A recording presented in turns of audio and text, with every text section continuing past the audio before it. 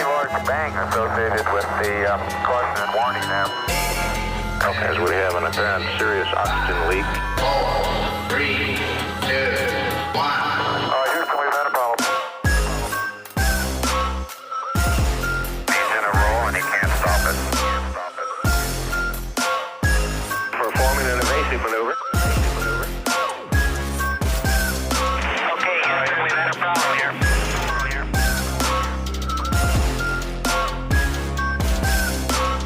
I think we need to do a little more all-weather testing. Welcome to space.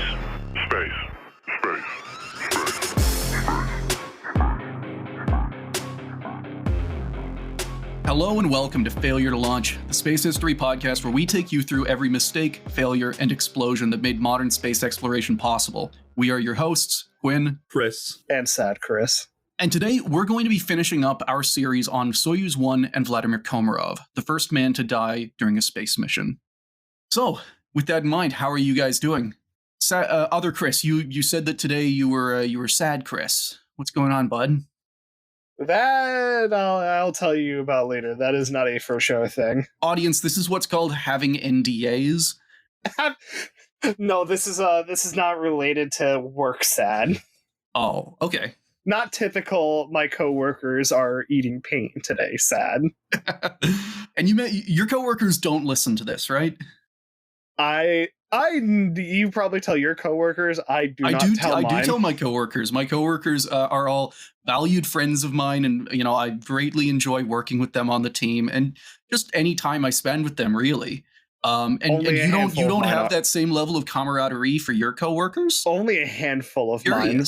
Okay. You see, the problem is there's this wonderful culture of just animosity toward each other that has been fostered by management. That sounds healthy and yeah, not all too surprising. Man, that having just only one engineer makes my problems seem not as important. Well, yeah, you do medicine with a keyboard. No, that's cool. I was just about to say, in order to answer your how are you today, and I was just going to say I'm a little gassy today, but that's good. That relates to space. And at some point, we will be talking about how, because, F equals ma, force is equal to mass times acceleration, farting can propel you in space. That is a mass being accelerated. Also, how rapid enough ascent in an unpressurized capsule can lead to gas and terminal issues, if not... Oh, yeah. Yeah. Depressurization. Oh. When the pressure inside... Like opposite bends. No, I guess is that still the bends? Because you get the bends whenever you're in high pressure water and you come up to a lower pressure environment. So if you were going up, maybe. It's more. No, that's nitrogen in the blood. Okay, I'm getting mixed up already. Yeah, we're not talking about your. Oh God, if you want to talk about something bad about that, there's what happens with extreme depressurization. Oh yeah, the fact there was that accident, I think, in the 80s, and also that Bond film I watched that gave me nightmares as a kid. Oh no, the thing that gives me nightmares is not the dude getting extruded, it's everyone else in there, because their ultimate fate was all of the fat in their blood precipitated out instantly. We should be selling that. That's a weight loss. So imagine a massive you can make it non-lethal. Imagine a massive catastrophic stroke. Oh, okay, less fun. I was thinking emergency environmental liposuction, the way you described that. This is your body goes, and then you have a bad time. Oh, going back a bit, you mentioned yes, an environment imposed by management of animosity, both between up and down the ladder, but also between workers. I was listening to a very good Behind the Bastards series just today on Jack Welch, if you've ever heard of him. Oh, Neutron Jack, the worst thing to hit fucking Boeing. Wait, he hit Boeing? I thought he was GM. He was GM. No. Neutron Jack. He hit multiple companies because you need to remember his proteges and where they went. Oh, they did talk about other people following in his lead, and that's where stack ranking came from, all kinds of things like that. I wasn't aware of specific examples of Boeing doing that, for example. Chopping 10% off of your company every year and just in order to do stock magic while your actual company, your actual products and productivity craters. I would argue that he is indirectly responsible for the 737 MAX. Because the amount of times it was advocated for a clean slate plane. Well, just no, let's re-engine it. Let's re-engine it. Let's re-engine it. Let's take, this plane from the 60s and just continually, it's probably cheaper. At least from these episodes, I'm obviously not an expert. This is like peak Dunning-Kruger right here, where I listened to a podcast and I'm now lecturing you and our audience on something from that podcast of like, get rid of R&D. Don't do R&D. Do stuff that, kind of works. And so, like re-engine the same plane from the 60s. Just continually make tiny incremental upgrades. Why try to make a plane that could be, produced out of modern materials and methods that will be lighter, more fuel efficient, more capable to be re-engined for the future? But yeah, no, just ignore that. Immediately segueing over to our topic, that is not always risk-free, because sometimes whenever you go from making small, like for the Soviet space program, let's say, there's like the evolutionary steps, which is going from like the Vostok spacecraft to the Voskhod, and then over to the Soyuz spacecraft. That was more of a revolutionary step. It was a clean slate spacecraft. It was completely new, completely untested, a lot like the Vanguard rocket that we talked about a few months ago. This is part 2 of our series on Soyuz 1 and Vladimir Komarov. So if you haven't already, listener, I'd highly recommend going back and listening to part 1. We talked about the historical context of the mission there, a little bit about Vladimir Komarov's life, and all of the events of the Soyuz 1 mission right up until Komarov re-entered the atmosphere. And why he is the best being, in all honesty. From what we have read, and especially with this topic, I want to be very clear that a lot of space sources are either outright lies. They're very contentious. There's a lot of politics that goes into them. I trust these sources. There is the possibility that they are also wrong, because as we will continue to talk about in this episode, especially at the end, the story of Soyuz 1 is probably the most conspiracy-laden space moment out there. Even the moon landing does not, the moon landing has a lot of conspiracies around it, but they're not believed. The thing with Soyuz 1 is that the conspiracy theories have largely replaced actual fact. From the last episode, what we talked about was, if you go on Wikipedia, you will find these conspiracy theories as fact. If you go and search Soyuz 1, one of the first responses you will see is a reputable article that talks about him screaming as he burns alive, which is a lie. The crash.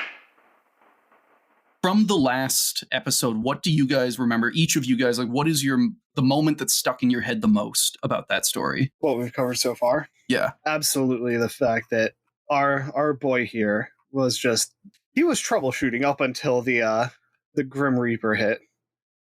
And that's what hurt.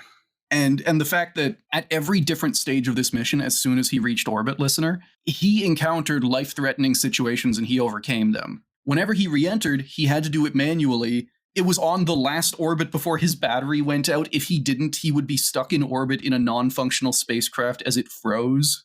Which he did all of with a measured calm. Anytime anyone asked him how he was doing, he kept saying, "I feel excellent," and then turned around and said, "You shouldn't stress. How are you eating? What are you doing on the weekend? How are you doing, bud?" He was the Houston center voice for the Soviets at the time. It really does sound like he was handling his own mission control because the guys on the ground were too freaked out to do their jobs, and he was walking them through it. Come on, we can get through this. You're doing good. Yeah. It'll get worse. Don't worry. I'm stealing another podcast line by saying that. Well, and not calling them out for shame. Yeah, it doesn't get better. That can be our spin on it. It doesn't get better. That is a legally distinct way of saying it gets worse. That can be our thing. It's screwed, Cap. Sue me, Joe Kasabian. Don't actually do that, love you. So at this point, he is on his way home. The manual reentry maneuver, they track it. It is perfect. It's he has pulled it off flawlessly, and he has avoided his spacecraft getting trapped in a frozen coffin. And as stressful as things were on the ground, the mood at this point really turns into something more like cautious triumph. Everyone thought Komarov was in the home stretch here, and they'd all worked together and they'd pulled it off. This was a triumphant moment. This is the Apollo again. This is so close to becoming Soviet Apollo 13, and it just doesn't. Komarov's radio had gone silent, but that was honestly to be expected because spacecraft always lose comms as they, re-enter, and they plow through what's called an ionization layer. Ground crews tracked the spacecraft as it fell, and they passed its expected landing site along to recovery teams, who raced to meet Komarov. Meanwhile, Kamanin and a group of Air Force officers piled into a plane and headed for the city of Omsk, where they expected the cosmonaut to be delivered. So, again, this is mission accomplished. These guys are getting ready to, give Komarov a triumphant runway greeting whenever he hops out of the helicopter. Every time the story proceeds, I'm just like, please say psych. Please say psych. No. Unfortunately, this is not how things panned out. Quote from a recovery team member. The commander of one of the search aircraft reported to the helicopter commander that he could see Soyuz 1 in the air. All the group members were immediately at the windows, but we couldn't see the descent module descending in the air. The helicopter commander began a rapid descent. Then the helicopter turned sharply to the right, and many of the group members saw the descent module down in a green field. It was lying on its side, and the parachute could be seen right next to it. And then the soft landing engine suddenly kicked in and a fire started. That alarmed the specialists on the helicopter because the engines were supposed to switch on just before the landing of the descent module right above the ground. Oh no. Yeah. So this thing hits the ground, and then the retro rockets. A significant portion of its velocity reduction is just gone. Adios. Yeah. So a lot of spacecraft capsules like Dragon, Soyuz, they all have these soft landing retro rockets that just before they hit the ground, they fire these things to slow them down just enough to land nicely. But because of the fuel the descent rockets burned, a type of hydrogen peroxide, the fire that engulfed the capsule was so hot that witnesses reported seeing molten metal flowing out of it. The bottom of the ship, where the rockets were located, was literally burned away to nothing. Rescue crews fought the blaze with fire extinguishers and eventually by just shoveling dirt onto it. So much that by the time the fire was under control, it looked like a small hill. The capsule was completely buried. Yep. Now, at the same time, the various heads of the Soviet space program were running around trying to figure out what had just happened. The rescue crews were talking with Moscow, but they were all using codes and things got very confused very quick. One report said that they hadn't found any sign of Komarov. Another said that he was hurt and needed urgent medical care. Space program overseer Dmitry Ustinov couldn't get any accurate news and actually resorted to just calling up party officials in any city near the landing site asking if they'd heard anything. It'd be more than 3 hours before he learned what happened to Komarov. When Kamanin landed in Omsk, fully expecting to meet Komarov on the tarmac, he was told that the ship had landed off course and that Komarov was alive and getting treatment in a hospital. He commandeered a helicopter and started flying toward the landing site, only to get lost along the way, turning the 30-minute flight into an hour and a half. This is a mess for everybody. This is completely unraveling. The rescue crews have a completely burned husk of a spacecraft, and all of the management team are running around like chickens with their heads cut off. Trying to get somewhere, and they are not achieving anything. Yeah, and they're right off the bat, there are already conspiracy theories flying around. There's already lies. People are saying, oh yeah, he's alive. The rescue crews are talking to local witnesses, and all of these people are saying completely different things. And that's getting passed up the chain, so no one has any idea what's going on. Nice. By the time Kamanin got there, the fire had been put out and the focus shifted toward finding Komarov. Locals who had started crowding around the launch site all reported the same thing, that the ship had crashed at high speed, trailing 2 deflated parachutes, and that immediately after impact there was a series of explosions. Now, no one really expected Komarov to be alive or that he had somehow escaped the capsule. Their concern was with finding his body. Quote, the group's physicians set to work. They shoveled away the top layer of dirt from the hatch cover. After the dirt and certain parts of instruments and equipment were removed, the cosmonaut's body was found lying in the center chair. The physicians cleared the dirt and remnants of the burned helmet phone from the head. They pronounced death to be from multiple injuries to the cranium, spinal cord, and bones. Which, small good thing, I guess. Komarov died on impact. He didn't die in the fire. A much quicker and honestly, I don't know if it's the right word, but dignified. He did not need to go out in a blaze. Yeah. Because there is no glory here. This is also shortly after the Apollo 1 accident, where the 3 NASA astronauts burned to death during a test of the new Apollo spacecraft. Also, because the door only opened inward was a problem with that one, I remember. Yeah, and we will be giving that time eventually for its own episodes. Getting back to it, they are looking for Komarov's body. Once all the confusion is figured out, there is no reasonable expectation that he is alive. Now, calling it a body at this point is pretty generous. I'm sure a lot of people have seen pictures of the open casket, and that's one part of the story that isn't a lie. Komarov's body had burned up to a small carbonized lump, about 30 by 80 centimeters. There is a story floating around that there were no remains to find, so they just grabbed a lump of molten plastic and metal, and that's not true. What they found was objectively the remains of Vladimir Komarov. It was located correctly in the capsule where he would have been sitting upon initiation of the trauma. Now, from there, things went pretty quick. Komarov's remains, at least what they could find, were flown to Moscow. There was actually a lot of discussion about the funeral. The head of the Soviet Air Force, Konstantin Vershinin, wanted an open casket grand funeral. Kamanin, who was still at the crash scene when he got Vershinin's phone call, insisted that a cremation was the only option. He was basically saying, like, we cannot put this lump in an open casket, like, grand scene.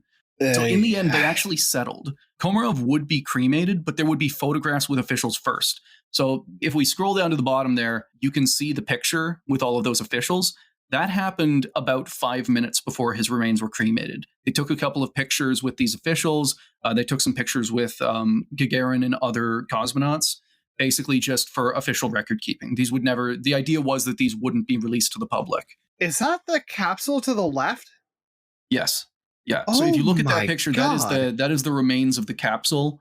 Like, it has fully burned. It's like one of those burned cars you see where there's just nothing left. It doesn't even have a structure of a capsule anymore. There is so much craft that has been just compacted. Yep. Also remember that that picture is taken after. That was actually part of a kind of like propaganda promo reel they did after. The actual capsule was buried under a hill of dirt. Like, that was the only way they could fight the fire. And then eventually they dug it out, set more bits of it on fire, and took those pictures. But those bits aren't going to be nearly as hot as full-on hydrazine. No, it was hydrogen peroxide, not hydrazine. Sorry. Still a very unpleasant chemical, not quite as unpleasant as hydrazine. When are we going to do a chemical ranking video? That could actually be fun. So Vershinin got his open casket pictures, and Kamanin got the cremated cosmonaut. And this is how he described the open casket ceremony from Kamanin, quote, "On a white satin lay what was only recently the cosmonaut Komarov, and now it had become a shapeless black lump. Gagarin, Leonov, Paikovsky, Popovich, and other cosmonauts approached the coffin, and they very sadly inspected the remains of their friend." It stinks, man. It does. It does indeed. Oh, God. Yes. So this was on April 25th, a day after Komarov's death. He was cremated at 10 a.m. and his urn was put on display for the rest of the day. On the day after, the 26th, he got a rushed state funeral and his ashes were interred in the Kremlin walls. You mentioned earlier, how much did they find? Because so you said at least what they could, but how much was left? Hold up, because that's actually something the Soviets tried very hard to cover up. The rescue crews did not find all of Komarov's remains, and actually it was a bunch of young pioneers, the Soviet equivalent of Boy Scouts, that found more bits of him while they were helping set up the memorial at his crash site. Excuse me? They did what? No. They found bits and pieces.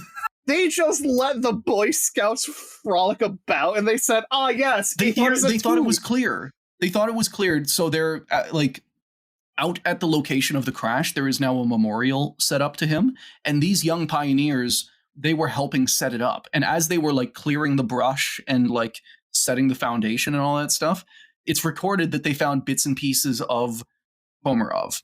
They found teeth. They not quite that. More like other bits of carbonized lump. Blessedly, the kids didn't know what they were. It's like hand it over to the KGB guy, and then the KGB guy is going to run it to the scientists, and they're going to... And is going to shoot it. Realize it used to be a person. Yes, so thank you for asking about that. We did manage to extract a bit of funny out of this sad topic. Meat set it up, and I just had to spike it in. He's Chris. We're so used to using usernames. We got to use names. You're other Chris, he's Chris. I am false Chris. Has been our I'm a simulacrum of Chris, a flash homunculus of Chris. We are legion. Yeah, it's just whichever Chris I get to talk to that day, whichever one happens to be holding the reins. I'm the Chris that has the brain cell today. Yeah. Now that's pretty much, that's doing him pretty dirty, right? Like both the Boy Scouts finding bits of him, but also the fact that like they did a fake little funeral, but the actual funeral that he got, the actual state funeral he got before being interred in the Kremlin walls, was pretty rushed and pretty small. Yeah. And the reason that was because the Soviet propaganda machine was already humming away, covering up elements of his death. According to TASS, the Soyuz 1 mission had gone perfectly right up until the end, when an unfortunate parachute accident had resulted in Komarov's death. The reporting did not mention any of the problems that had almost killed Komarov before re-entry. They did not mention that the reserve parachute had also failed, and they denied spurious rumors that Komarov was supposed to be followed into orbit by some fictional Soyuz 2 mission.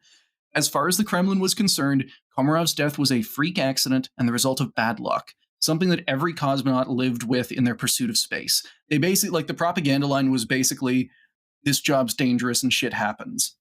That is it. Oh, I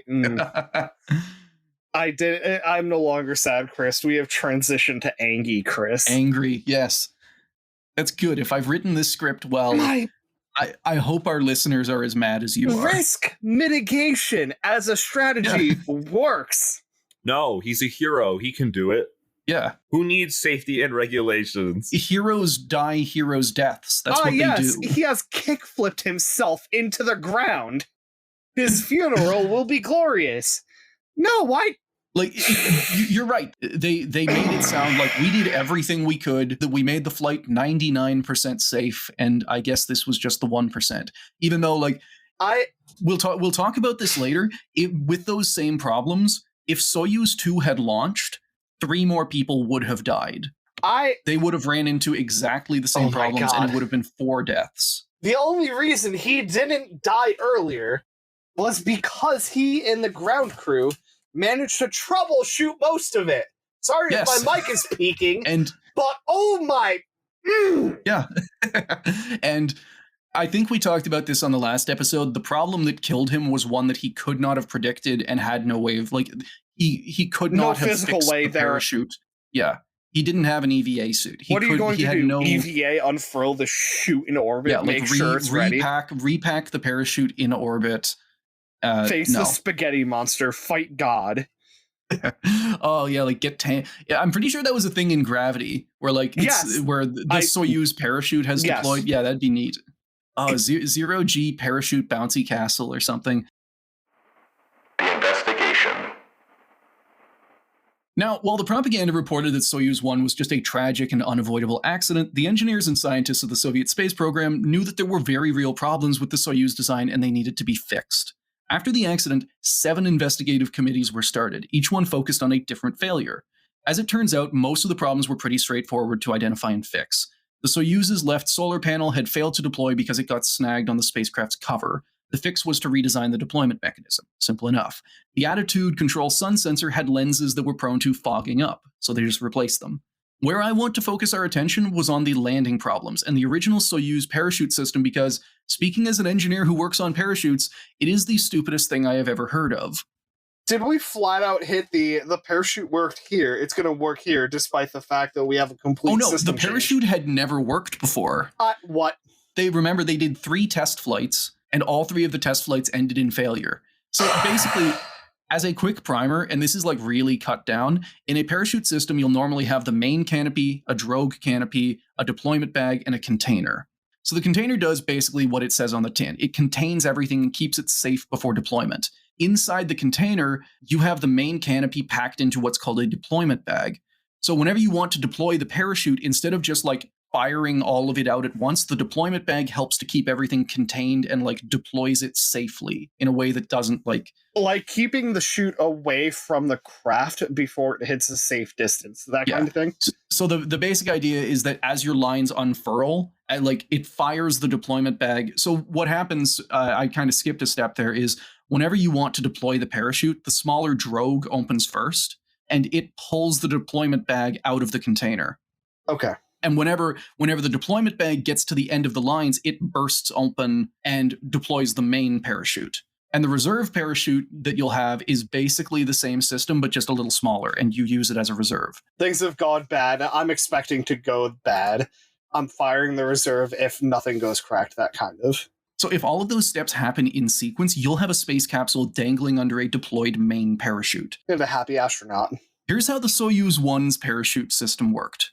Quote, Before the flight, the primary parachute, which had a surface area of 1,000 meters squared, is packed into a cylindrical container at great pressure. When descending through the Earth's atmosphere, a pressure sensor in the descent module issues a command to jettison the lid of the container at an altitude of 9.5 kilometers. At this point, the internal pressure of the container drops abruptly to a value corresponding to that atmosphere, which is about a quarter of the pressure at sea level. At that altitude, the external pressure on the parachute container, which is packed inside the pressurized descent module, is about 1 atmosphere or sea level. Due to this pressure differential, a compressive force acts over the entire surface of the parachute container, helping to eject out a braking or drogue parachute. Oh my god, it's a gas can. It's a goddamn tube of toothpaste. Yeah! It's a spud gun that fires a parachute. You are literally doing nothing other than hitting pressure differential, and then you are firing. That's it. And it pops it, yes. It is a completely passive system. Yeah, it didn't have... the idea was that the pressure differential would squeeze the drogue parachute out, and then it would pull the main parachute out. That's all you need. Yeah. So if the main parachute failed, then the system would automatically deploy a smaller reserve parachute. Now, all of that is how the system was supposed to work, but because we're talking about it, and this is a failure podcast, you can probably guess that things did not go to plan. When the Parachute Commission released their report, they found that Soyuz 1's main parachute had failed to deploy because the drogue parachute didn't pull hard enough to drag the main parachute out of the container. The reason for this, and this is where it gets incredibly stupid, is that when the container was opened and the pressure squeezed it to deploy the drogue parachute, it also squeezed the container enough to crumple it up like a tin can and wedge the main parachute in tight. This is exactly what I thought was going to happen when you told me that the pressure differential on the inside was lower than the pressure on the outside. Yeah. So it just it fired the whole thing. It squeezes in, and it squeezes it so much that it like wedges the deployment bag in, and now the main parachute can't get out. Oh my god. Yeah. So literally, our boy hit the ground at above terminal velocity. Yeah. Because 144 kilometers an hour, or 90 miles an hour. Bloody fucking deployment. Okay, I'm calm. Now, when the spacecraft detected that the main parachute hadn't deployed, it fired the reserve chute. This one actually worked perfectly, but it ran into the problem that the main drogue parachute was still flapping around up there, and the two parachutes immediately got tangled, which prevented the reserve from inflating. So it literally just strangled the reserve chute to death. Yeah, they got tangled, they didn't inflate, they didn't really do anything to slow him down. With no way of slowing itself down, the capsule hit the ground at 144 kilometers an hour, like I said, or 90 miles an hour, and Komarov was killed on impact. It's also worth noting that while the stories about him screaming over the radio as he died are complete bullshit, the parachute failure was not fast enough that he wouldn't have noticed and known what was happening. The procedure was meant to start at an altitude of 9.5 kilometers. At that point, Komarov had over a minute of falling. Man. I'm sorry, I'm going back to this. But the fact that the reserve chute system has no mechanism for ejecting anything related to the primary chute, just to clear the wet. So that's another problem that they found. It actually did. The idea was that no, it's fine. That's a reasonable assumption to make. And the problem is that whenever the reserve fires, it's meant to disconnect the main parachute. But the problem is it does that below the main parachute. There's no disconnect between the drogue and the main deployment bag. Like what I was insinuating is that the entire mechanism for the primary chute should have been jettisoned, because if it's not providing, it's built into the capsule. If you go down, you'll see some pictures there of you should see some. I see the open chute. I'm currently looking at it. There's a better picture I didn't put in that shows how it is, you can't jettison it. It's it is an alcove that is dug into the capsule. The only thing to jettison is the deployment bag, and if the deployment bag can't get out, it's not going anywhere. That's a thing that honestly still can. I'm still hung up on that, because you would think if your system is not working, then the system still has a freak chance of deploying. Why would you not want a chance to completely eject the system? They didn't imagine a scenario. They either imagined that the lid wouldn't pop off, in which case no problem. At all.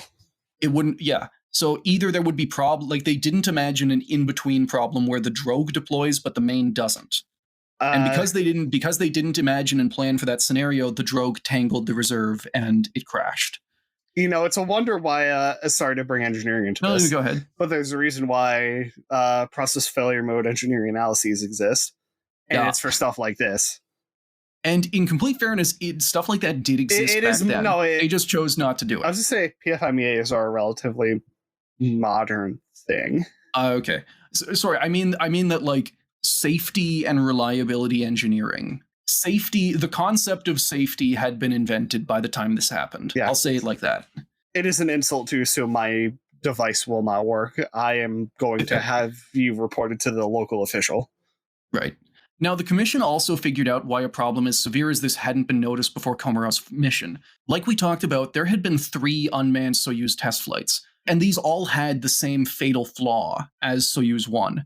But it turned out all of those missions failed in ways that prevented the parachute failure from ever happening. Like, they failed because of other things. The first test burned up on re-entry, so it never got to deploy its parachute. The second test exploded on the launch pad, so it never got to deploy its parachute.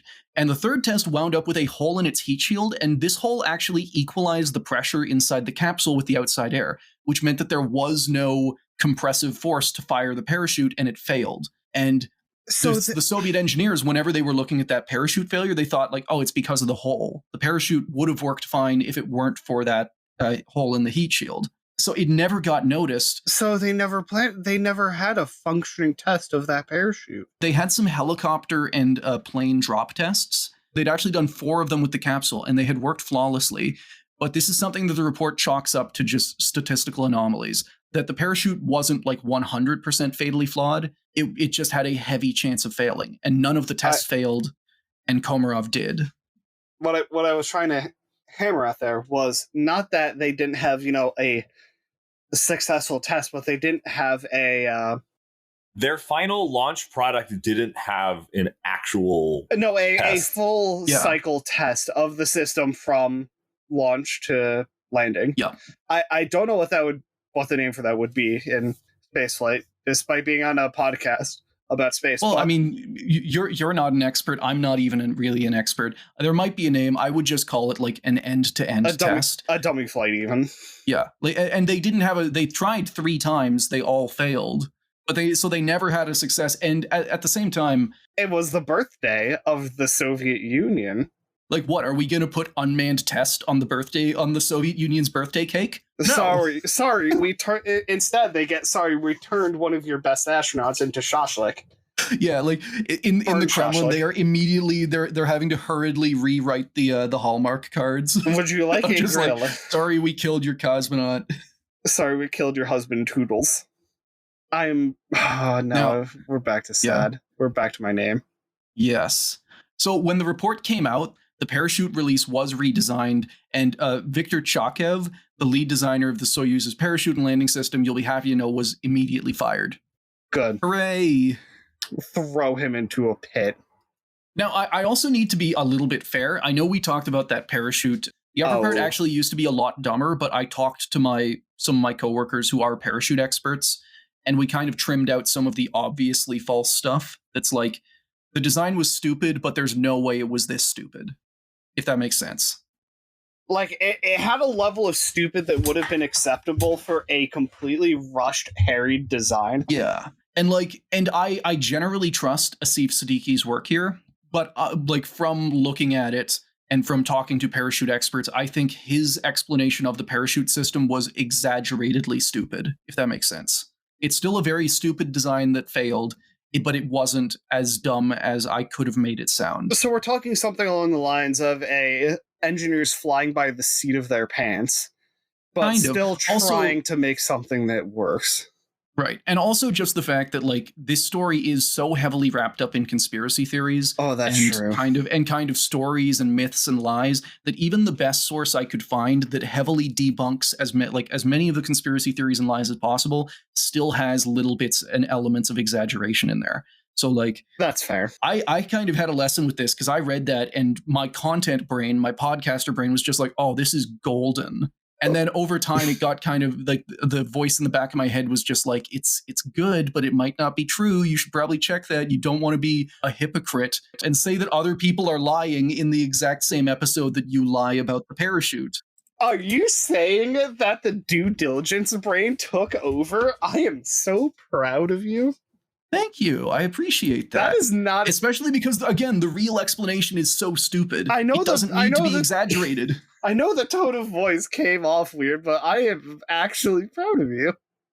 Yeah, it's especially with like I've managed to I've edited out of all of our podcasts, but I do think I have a natural tendency to want to like zhuzh things up a little bit. Is there any way to add stars to names in Riverside? Possibly. I can look into that. I'm giving you an ethics star. I have a ring for that. I have like I'm a Canadian engineer. I know you have. You didn't do a Quebec bridge ring. But you get a new one like every couple of years or something. Like, is this? Can you have a collection of rings like you're a? You can buy them on Amazon. You know, like you're a sports ball player and you made it to the. But then that's and again you can they're like $20 on Amazon. Anyone can buy them. But that's stolen valor though. You're not a Canadian engineer. Like, whilst I am jealous as hell, I'm not going to buy one because I didn't graduate engineering school in Canada. I don't have that, you know. Is that your ring? Is that your ring? Tell me about the ritual. Yeah, the weird Rudyard Kipling thing. Stolen Valor engineer ring is exactly the kind of bit that I want to get out of these shows. Show me your ring. How worn is it? Is it fresh? Oh, wow, you say you graduated this year. How is it still fresh? You don't wear it, do you? So you never touch a print with it. So we talked about the main report and their findings about the parachute and why it failed, but it's also at this point that we need to talk about an alternate theory. I personally don't rate this one so highly as the actual commission's explanation, but it's definitely not a full-on conspiracy theory. There is a bit of meat to these bones. So in the 90s, Boris Chertok, who was basically the main Soviet rocket control guy, wrote in his memoirs, quote, "According to the standard production process, after the thermal protective coating was applied to the Soyuz descent module, it was placed in an autoclave, basically just a giant oven, where the synthetic resins that make up the thermal protection system were polymerized at high temperature. Deviating from the approved process, all descent modules up to number 4 and 5 went into the autoclave without the covers for the parachute containers.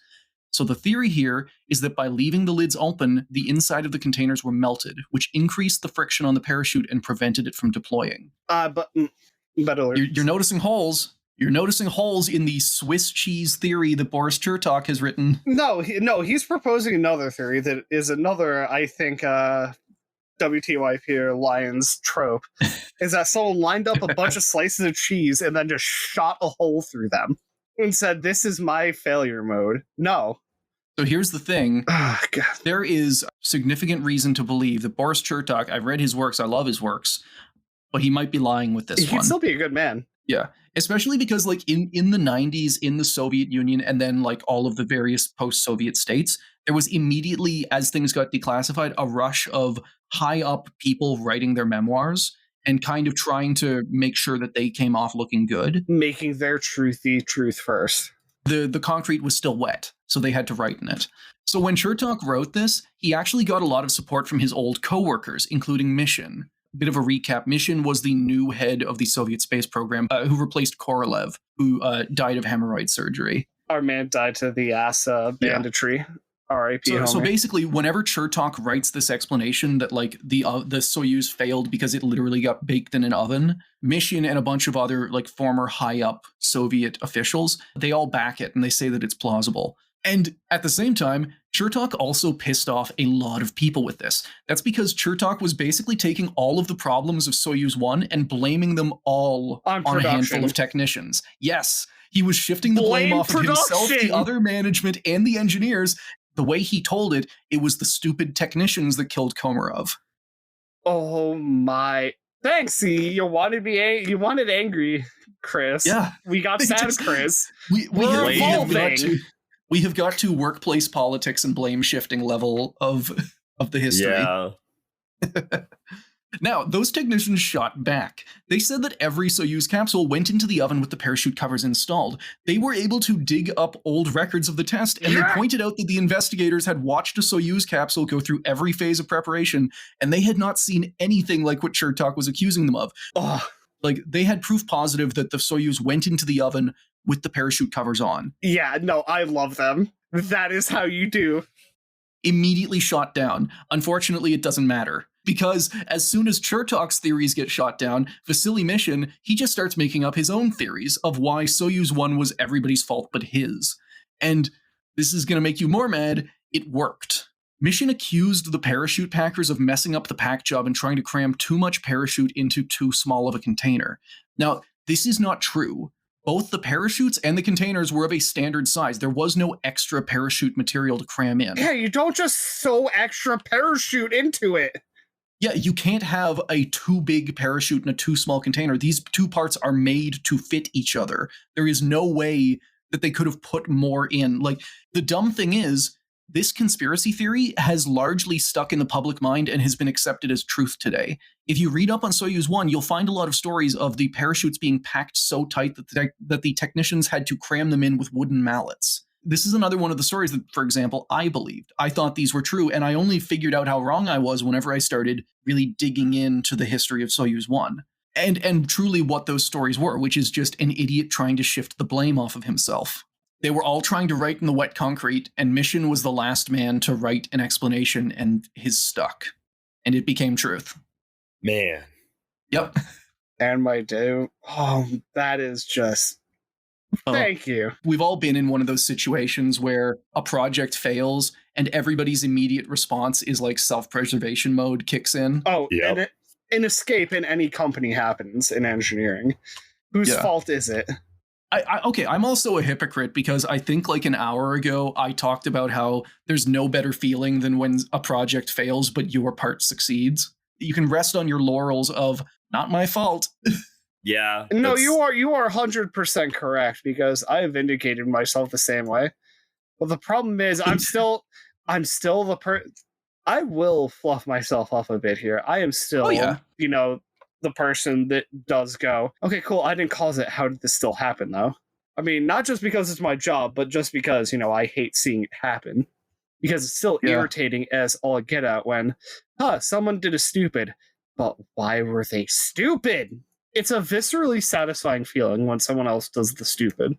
Once you feel the blame lifted off your shoulders. Except in this case, I feel like the difference here is that these guys are all lying. They are actively making up lies for why they are not to blame. When there is culpability, and we'll talk about this, it wasn't any one person's blame. We can't put this all on Mishin. But him creating a bunch of stories that make himself blameless is also wrong. The conspiracy theories. So this is a section that I have been really excited to get to, but also completely sick of. Like we've talked about, Soyuz 1 is probably the most fictionalized space mission so far. Programs like Apollo have big conspiracy theories that we'll definitely talk about at length, but those tend to all have their notes, mostly lined up. People think we didn't land on the moon, and every conspiracy is meant to, reinforce that central idea. Similarly, proponents of the lost cosmonaut theory believe that entire crews of Soviet cosmonauts flew before Gagarin and they all died. Compared to them, Soyuz 1 conspiracy theories don't really have a through line other than Soviets bad. And more than any other conspiracies out there, they constantly contradict each other. One of my main gripes with them is that even as lies, they're just not well written. They don't make sense. They don't line up. They tell conflicting stories. They're falsehoods to the point of just being theater. It's badly written fiction, where other I think most conspiracy theories are badly written fiction. I don't think there's many compelling or well-written ones out there, but these ones are especially bad. Now, a lot of this is admittedly because of how secretive the Soviet space program was and how they often did lie in their propaganda. We talked about this a bit ago. According to TASS, the Soyuz 1 mission went perfectly fine until a tragic, unavoidable, and random parachute accident killed Komarov. That's a lie. According to them, the Soyuz 2 mission didn't exist. All of this to say that people around the world had very good reasons not to trust the Soviet authorities, and the same way it happens today, conspiracy theories filled in the blanks that the Soviets refused to elaborate on. So I feel like we've touched on a few of them during this script, but I want to go through a list of the biggest Soyuz 1 conspiracies in rough chronological order and lay out to you, the listener, why they're all wrong. The first conspiracy theory that's kind of an umbrella over all the other ones is that everyone involved knew that Soyuz 1 was doomed and that whoever crewed it would die. Depending on the story, this could be engineers and managers ignoring the cosmonauts' worries, or this could be the Kremlin forcing everyone to work on a suicide mission in their mad dash to reach the moon. This one's partially true, and that's the most credit I'm willing to give it. The Soyuz 1 and 2 missions were doomed by design and mechanical failures. They were under political pressure to rush, but where this conspiracy theory breaks down is that everyone thought they would succeed, or at least they wanted them to succeed. No one viewed this as a suicide mission, let alone the man crewing it. At best, they thought it was risky, but then every Korolev mission had also been risky. These engineers, scientists, technicians, and cosmonauts, they had all taken huge risks before and succeeded. Also, if the Soyuz missions were meant to be suicide missions, they wouldn't have cancelled Soyuz 2 when Komarov ran into problems, and they wouldn't have spent a day trying to get him home safely. At the end of the day, I feel like this is one of those stupidity versus malice moments, and I get why people would want to spice it up and make it, into some evil conspiracy. Soviet management systems being impenetrable and stubborn isn't as fun as evil Soviets sent a man to die because they're evil. Add a little bit of spice to life. Mm-hmm. Yeah. Okay. So the second conspiracy theory is we've got the idea that Komarov took on the mission to protect his best friend Yuri Gagarin. Now, there's a lot of different explanations of this one, but they basically go like this. The cosmonauts knew that whoever flew on Soyuz 1 would die. Komarov was selected as the primary crew with Gagarin as his backup. They describe a weird mechanism where Komarov could choose not to go on the mission, but if he turned it down, he would be dooming his friend. The backup would be forced to go. So he pulled a noble sacrifice and saved Gagarin's life. Some theories even take this a step further and say that Gagarin showed up at the launch pad, possibly drunk, wearing his spacesuit, and demanding that he be launched instead of his best friend Komarov. Furthermore, sometimes the story gets linked to Gagarin's own death in a flight training accident a year later. They say that he was shut up after he threatened to expose what really happened to Komarov. And the truth is a lot more boring.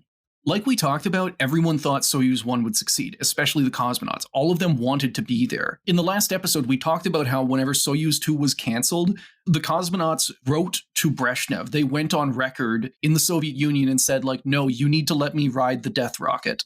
And Komarov himself definitely wanted to be there. He had been sidelined all through the earliest Vostok missions. He wanted his flight.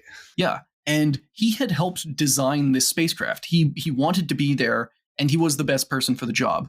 And Gagarin also really wanted to be there because he had been sidelined after his historic first flight, and he was desperate to get another mission. He wants to go to space. Yeah, he wants to go to space and actually do stuff because all of these other cosmonauts who go after him, they start getting to do experiments. They start getting to do spacewalks. And as time goes on, Gagarin is increasingly desperate to become relevant again or to go to space, to do cool stuff. To be a cool being. Yeah. And the other problem is that there was no administrative mechanism that had let Komarov skip the mission if he wanted to, but would force Gagarin to go at gunpoint. That didn't exist. That's just stupid. Furthermore, I have seen no evidence that Komarov and Gagarin were best friends. Komarov was 5 years older than the other cosmonauts and generally skipped all the partying and frat boy stuff that Gagarin was famous for. Now, a lot of conspiracy theories start with a kernel of truth. And the kernel here was that Yuri Gagarin was at the launch pad when Komarov boarded the rocket, but that's just because he was supposed to be there. He was the backup crew. I have to stop you to make a correction. You say a kernel of truth, but that's engineer kernel, actually. Podcast gulag for you, friend. 30 years content line. Yeah, but he was there. He was there, but there was no shouting. Gagarin didn't try and force his way into the capsule, but he might not have been drunk at that particular moment. Wait, but he might have actually been. This is Yuri Gagarin. I can't rule out that he was drunk. At that moment, he was not drunk. I feel like the Yuri Gagarin trick is at any particular moment, flip a coin and he might be drunk. Are we talking Schrodinger's liquor? Possibly, yeah. It is kind of like a Mr. I wonder if it was like a Mr. Leahy situation where he's always kind of background buzzed. He just gets more or less drunk. Yeah, I was going to say it's like a Schrodinger event where it's like until he's observed, he exists in a state of superposition between sober and 0.7 Okay, BAC. Yes. I will forever stand Jim Leahy, my spirit animal. Now, the third conspiracy theory that gets thrown around is that Komarov was in contact with the ground during re-entry. That, quote, he was crying in rage as his spaceship plummeted to Earth, angry at the engineers and designers who had built a faulty capsule, that he directly talked to the chairman of the Council of Ministers, Alexei Kosygin, I'm probably mispronouncing that, who broke into tears telling Komarov over video that he was a hero, or that Komarov's wife and children tearfully said their goodbyes before his demise. American intelligence agencies supposedly picked up all these harried transmissions from tracking stations in Turkey. And this is one that you can really tell whoever wrote it really wanted it to be like a tearjerker. It's got good flow. I will say that I think this one is well written in a sort of like drama movie sense. But from everything we've seen so far, it honestly, fuck that conspiracy theory. It sounds like he would either be knocked out from external forces or he would be vibing, waiting for, event one to happen, shoots deploy, big jerk happens, hit ground, good. I think we're kind of walking on eggshells with some of this, though. Yeah, that's true. Because regardless, the reality does not line up with this. And I think dumb conspiracies like this really cheapen what actually happened during the mission. At no point in the transcript does Komarov freak out or yell at people on the ground. There was no conversation with Alexei Kosygin or his wife, and it definitely wasn't over video because the Soyuz spacecraft didn't have video. Finally, Komarov could not have been talking to anyone during re-entry, even during freefall, because once it had ditched the orbital module, the only high-frequency antennas the Soyuz had were sewn into the parachute. Since they were never deployed, he wasn't talking to anyone. More than the other conspiracy theories, I hate this one because I think it's just a straight-up insult. Because they always say that he was screaming, crying, and weeping during re-entry, when we know for a fact that he spent the entire mission up to that point being calm and trying to keep people on the ground calm. At the same time, we don't know. I cannot say without a doubt that he wasn't screaming, that he did fall. He did have a chance to fall a while and know what was happening. Yes. But we cannot know. So I'm not going to say that I know that he was calm, but this, and at the same time, this conspiracy theory saying that they know for a fact that he was, screaming and crying is an insult, I think. It's very, it's spoken very matter-of-factly, found upon nothing.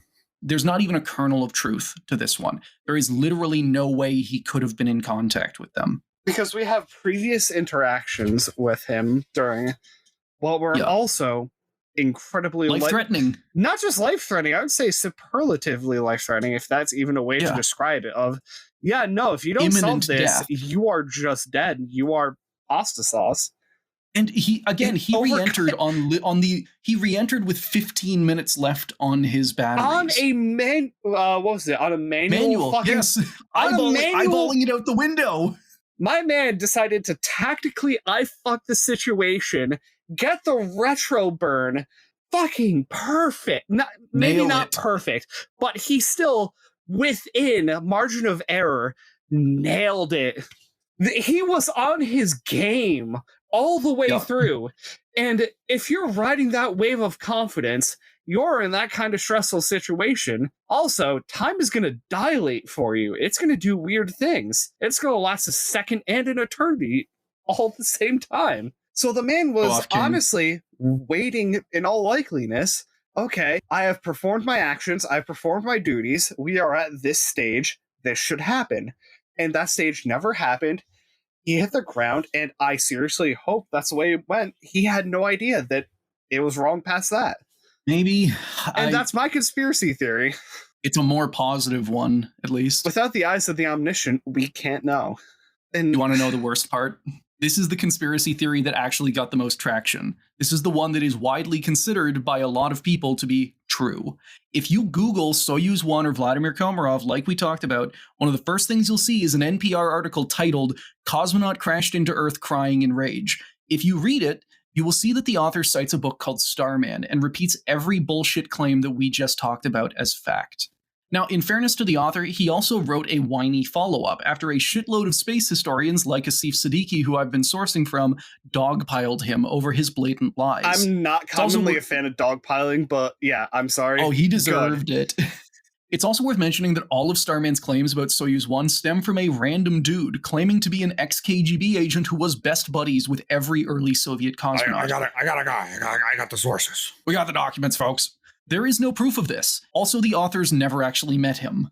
It was by pure correspondence, no meeting. And if you scroll down to the pictures, you can see the book there, Starman, The Truth Behind the Legend of Yuri Gagarin. And some parts of this book are good. I'm not going to completely write it off, but anything to do with Komarov, this right here, this book is the source that legitimized all of the conspiracy theories, especially in the West, where they hadn't really had much hold before this book came out and completely just like wiped away any truthful elements of Komarov's life. Mm. And they got correctly, both the authors and the author of that NPR article, dogpiled by loads of reputable space journalists and space historians who tore them a new one because of their, blatant malicious lying. As they should. As they should. Because we as a podcast support the do we say we support the harassment? No, we don't. This is not necessarily harassment. This is aggressive, vigorous, insulting, debunking. Vigorous community correction. If you can deliver a fact check with a curse word in every sentence, you're on the right track of what we want. And I will, in the show notes, I will put that NPR article, or at least a link to the part that he wrote a year later, and all of the criticism from all of the space historians, because it does kind of show you how, while this book was widely accepted by the public, the space historian community was like very pissed about it. We're on to the fourth conspiracy theory, which was that Komarov, in a final bid to stick it to the monsters who had killed him, insisted that he be given a public open casket funeral so that everyone in Moscow could see what the Kremlin had done to him. Or, alternatively, that the burned lump in the casket wasn't actually Komarov, and they substituted a bit of burned plastic. Needless to say, from what we've talked about, both of these are lies. The body in the casket was definitely what remained of Komarov, we know that for certain. But the pictures were of a private ceremony minutes before Komarov was cremated. Komarov got a small state funeral in Moscow that followed the Soviet propaganda line. And just the idea that this is the Soviet Union in the 60s, the idea that someone could force them to write a message that they didn't want to do, like the idea that they would just give a dude an open casket if it made them look bad in the goddamn Soviet Union. And not just the Soviet Union. We're talking about the Soviet Union at its prime. We are talking the grip of the apparatus upon every single organ of the state. Yeah, just the idea that, like, well, the Kremlin's probably going to cover up my death, but I've outwitted them. My will says that I don't want them to. They just say checkmate. No. If the Soviet Union wants to cover something up, they will cover it up, which they did with this mission. Again, a big reason that these conspiracy theories exist is because the Kremlin buries the actual details of Soyuz 1, and again, Soyuz 2. There was supposed to be another mission, and they go so far to bury it that they actually renamed another mission to Soyuz 2. Ooh. So, last conspiracy theory. The idea that German civilians and NSA spies in Turkey both recorded audio of Komarov screaming as Soyuz 1 burned up in high atmosphere. And for this one, I'm going to be sourcing the work of Sven Gran, a space historian and expert on tracking spacecraft by radio. And he's been around long enough that he was actually one of the people tracking Soyuz 1 back in 1967. He's like one of these civilians in question. He's not German, I think. He's Swedish. Regardless. So basically, ever since Sputnik, there have been networks of people all around the world who listen to and track spacecraft as a hobby. At the same time as this civilian tracking system is going on, the US had NSA listening posts set up in Turkey to basically do the same thing, spy on Soviet spacecraft. And the reason this is that Turkey is, it was the closest place they could get to Crimea, which is where the main Soviet tracking stations for their spacecraft were. And what would reasonably have the... Yeah. They would be beaming vaguely nearby. It would be the best chance to hear the actual post. Or, not post, right. but like intercept it. Yes. You would have the best chance here.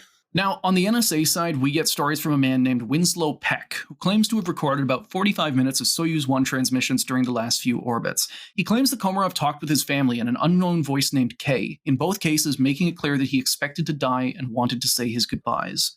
So again, this is the well-written, this is like the heartwarming story.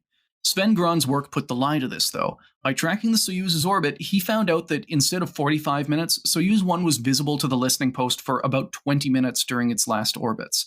That aside, Gron believes that Peck did hear a partial recording of Komarov, but that the fact that he didn't know Russian led him to embellish Komarov's words. So this is an NSA guy who is hearing this, Literally writing Russian who either fan doesn't fiction. know Russian or knows incredibly little Russian, and is just like, yeah, he's probably talking to his wife. Russian fan fiction.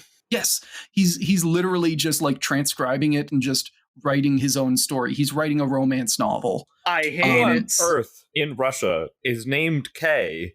It's just the letter K. This is the NSA, so it's all spy shit. So he's like, maybe the K is KGB. Maybe the K is Korolev, and maybe he's not actually dead. K is Korolev. He's still here. People, again, like this is one of like the know. very. This is one of the ones that we're not going to like. It's so tiny and it's so love it, fringe that we're not even though. going to give it airtime. There are conspiracy theories that I'm getting my Komarovs and Korolevs mixed up. There are conspiracy theories that Sergei Korolev? Korolev faked his hemorrhoid death. Faked his death by hemorrhoids in order to continue to run the Soviet space program, or that the aliens recruited him because he was good at his job. They solved his hemorrhoids. Like, all right, we're gonna need you to fake your death. We got a new identity set up for you. It's gonna be very embarrassing. How exactly does one die from the complications of a hemorrhoid surgery? From what we will look at this more in future episodes, but basically just the fact that he was a workaholic, he never slept, he drank constantly, he ate like shit, and the fact that he had spent multiple years in gulags. So like his whole body is just actively falling apart. Like he at the end of his life, not to draw comparisons to like personality or anything, like you hear those stories about Hitler being a walking cadaver by the end, like held together by quack medicine and like meth. You kind of get the sense that that is a lot of what Korolev has going as he is like rushing from job to job to job. Now, the German civilian side of this is actually a little more interesting. It also relies entirely on the words of one ex-Soviet official writing a memoir, but I think it's at least worth hearing him out to get an idea of what's going on. So a man named Boris Pokrovsky was a high-ranking member of the Soviet Space Tracking Service, and in 1996, he wrote in his memoir, quote, I remember that several days after Komarov's death, I was summoned by General A.G. Karras, the then head of the military space forces, who told me on the telephone to bring a tape recorder to his office. It turned out that the USSR Ministry of Foreign Affairs had forwarded a tape received via diplomatic channels from West Germany. Remembering that I knew a little German, Andrei Grigorovich, I'm probably mispronouncing that, invited me to listen to the tape that German specialists had recorded by radio, containing several minutes of information from onboard Soyuz 1. The specialist commentary was naturally in German. From Komarov's brief phrases, it was possible to conclude that he was somewhat distraught, and later through the radio noise, it was possible to hear the word killed. But no words were spoken on the parachute system. There were words on the rise of temperature inside the ship. The recording was made, apparently, on one of the last orbits, if not the final one. The German commentary was not very interesting. I'll lay it out like this. This is one that I cannot disprove. However, I can say that there is literally zero strong evidence that this recording ever existed. This is a dude's memoir again, and this is a period where Soviet officials are putting out memoirs repeatedly filled with lies to try and shift the blame off of themselves or make themselves famous.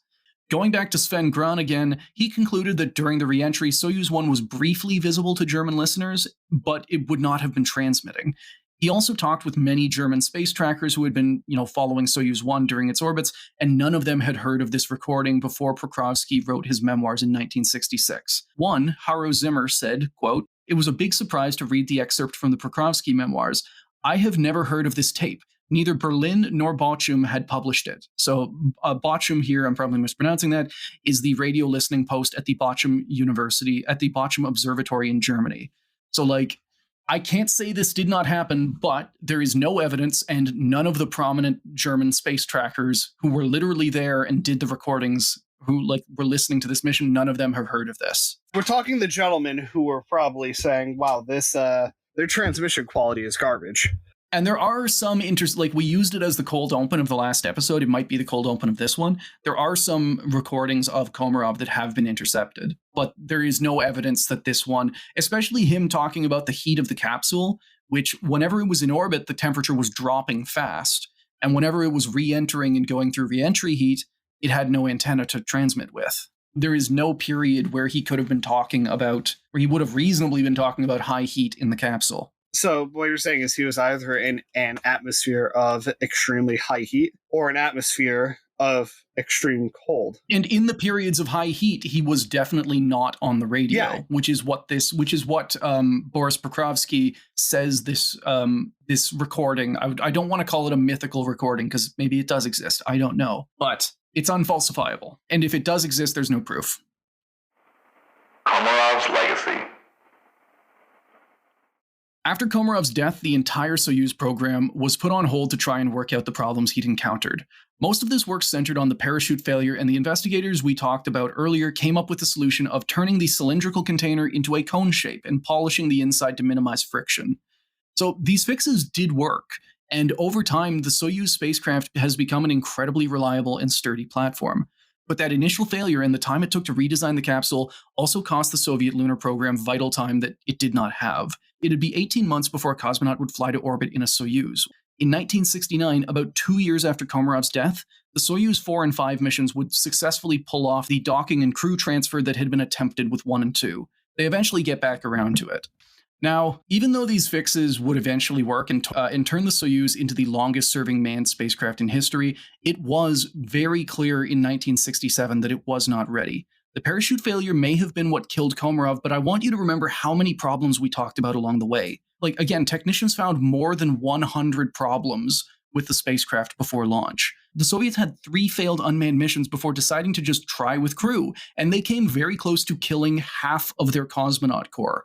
From Asif Siddiqi, quote, "The most chilling implication of both failure scenarios, the jammed parachute from either pressure differentials or friction, was that both Soyuz spacecraft were doomed to failure. In other words, if Komarov had not faced any troubles in orbit, and Soyuz 2 with cosmonauts Bykovsky, Elisiv, and Krunov had lifted off for their mission, all 4 cosmonauts would have most certainly died on return." And like we've talked about, the scientists and engineers who worked on the Soyuz knew about a lot of the problems with the spacecraft. Although, in fairness, they did not think that the parachute was one of those problems. Long story short, there were plenty of justifications not to go through with this, but they went ahead for 3 main reasons. 1, because there hadn't been a manned Soviet launch for more than 2 years, and the Americans had launched 10 crews during that gap. The Soviets were falling behind in the space race, and there was immense pressure to get the Soyuz launched as quick as possible. 2, the May Day celebrations and the 50th anniversary of the October Revolution were right around the corner, and in true Soviet tradition, the Kremlin wanted something for the holidays. Even if this never actually translated into a hard deadline to launch the missions, it did mean significant political pressure to get it done as soon as possible. Yeah, there's enough soft clout to just, you're going to do this or you're going to see consequences. You're not being threatened with an iron fist. This is like the velvet glove. The velvet hammer. And 3, probably most important, the Soviet space program and a lot of Soviet industrial culture was not built to handle dissenting opinions or allow for concerns to be raised. Quote, "At least 3 senior individuals, Lieutenant General Alexander Marikin, Ivan Prudnikov, and Major General Anatoly Kirilov." Sorry. Yeah, that's the heat shield guy from episode 1. Oh, the guy in charge of the heat shield who said, "The heat shield is fucked, let's not launch," and everybody else voted and said, "No, we think the heat shield is good. We think it's fine." Yes. Who cares what the heat shield guy said? But yeah, these 3 guys, they expressed their objection to the launch at different stages of the process, and they were all overruled by the simple majority at various meetings. They just voted them down. Do you think the valve seals, or do you think the seals will hold on the solid rocket boosters? No. Well, the valve guy says no, but I say yes. Something we're guaranteed to get covered in the future. Yeah, no. The SRBs will not hold. Give me a second. My salary has been threatened, and I have been removed from the committee. My boss says go. So on top of those high-level officials, a whole lot of engineers and technicians knew that these were flawed spacecraft. But again, there was no way to make their voices heard. And that's also not to let the leadership off the hook or to pretend that they just didn't hear the concerns about the Soyuz. They were hearing them. We went over quotes from Kamanin where he tells the media that he has complete confidence in the mission, and then he writes in his journal that he actually has a lot of secret doubts. Mission can similarly take a lot of the blame. But, as Asif Siddiqi put it, quote, All told, the responsibility and guilt for the accident lay not on the conscience of any one man, but on a technological culture that considered high risks acceptable in the face of incessant political pressure. I think that's honestly a theme for the Soviet Union, just nonstop political pressure. You're going to have the vice around you at all times. And a clunky administrative style, a impenetrable bureaucracy. But, friends, that is the story of Soyuz 1 and Vladimir Komarov, and that is where we are going to cap this off. How do you guys feel? I feel like I need a shower after all of that bureaucratic slime. Yeah. I am fairly angry now. I mean, there's still the sadness of this, from what I've heard from this episode, don't know his life. I'll probably look into his life. He sounds like a good bean.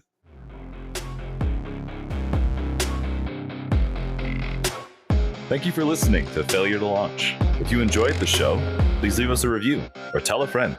Everything helps. If you want to follow us, contact us, or suggest a topic, you can email us at launchfailurepodcast@gmail.com. We're also on Twitter at launch_failure. Failure to Launch is hosted on Anchor, and we post on Apple Podcasts, Stitcher, Spotify, and Google Podcasts. We also post our episodes with visual aids on YouTube at Failure to Launch. All music was provided by DJ Danarchy.